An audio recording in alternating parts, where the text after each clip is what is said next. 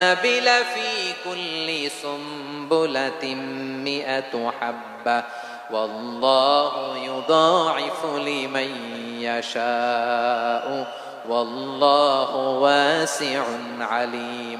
আল্লাহ বলেন, সম্পদের মায়া ছেড়ে তুমি যে মসজিদের দান বক্সে দান করো, তুমি যে মাহফিলের এই অনুষ্ঠানে দান করো, তুমি যে গরিবের হাতে টাকা তুলে দাও, তোমার এই দানের দৃষ্টান্তটা হলো একটা চারা বীজের মতো।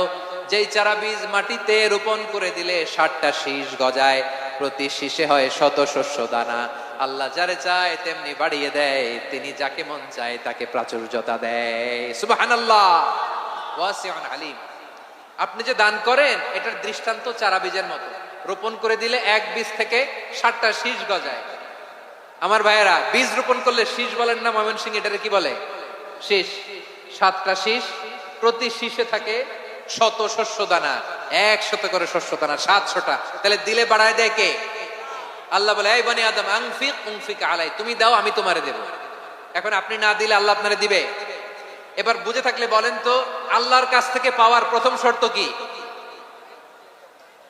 আমাকে দিতে হবে, ঠিক কিনা? বেলাল রাদিয়াল্লাহু তাআলা আনহু, মদিনার সবচেয়ে গরীব সাহাবী, বিশ্বনবী বলেন, আনফিক বেলাল, ও বিলাল তুমিও দাও। আপনারা কি জানেন বেলাল রাদিয়াল্লাহু তাআলা আনহুর সম্পদ কত ছিল? বেলাল রাদিয়াল্লাহু তাআলা আনহুর মূল সম্পদের পরিমাণ ছিল মাত্র একটা লুঙ্গি। একটা কি? এক লুঙ্গি যার মালিকানা আছে, তারে বিশ্বনবী বলতেন, দাও আমি বাড়ায় দিব, দাও বাড়ায় দিব। আরশের অধিপতির কোনো কমতি নাই। আল্লাহ বলেন, তোমাদের গোটা পৃথিবীর সব মানুষের যার যেটা লাগে সবও যদি দিয়ে দেয়, আমি আল্লাহর ধন ভান্ডারের 1 ইঞ্চিও কমবে না। চিল্লায় পড়েন আল্লাহু আকবার। এজন্য আল্লাহ বললেন, মুতাসাদ্দিকিন ওয়াল মুতাসাদ্দিকাত, দানশীলদেরকে আমি ভালোবাসি। 60টা চলে গেল। 8 নম্বরে আল্লাহ বললেন, ওয়াস-সাইমিন ওয়াস-সাইমাত, রোজাদারদেরকে ভালোবাসি। আজকে রোজা রাখছেন? হ্যাঁ, রাখছেন না? মাশাআল্লাহ মাশাআল্লাহ। সিয়াম পালন করবেন, সিয়ামের সওয়াব আল্লাহ নিজ হাতে দেবেন।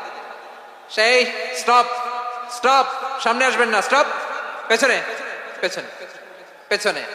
আচ্ছা, শেষ করে দিচ্ছি। 8 নম্বরে রোজাদারদেরকে আল্লাহ ভালোবাসেন, রোজাদার নারী ও পুরুষ। 9 নম্বরে হাফিজিনা ফুরুজাহুম ওয়াল হাফিজাত, যারা লজ্জাস্থানের হেফাজত করে, দৃষ্টির হেফাজত করে, অসংলগ্ন জায়গায় দৃষ্টি দেয় না, আল্লাহ তাদেরকে পছন্দ করে।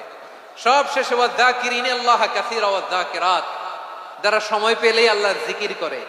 চেয়েছিলাম মনটা ভরে আয়াতের পুরো তাফসীর করব, সম্ভব হচ্ছে না।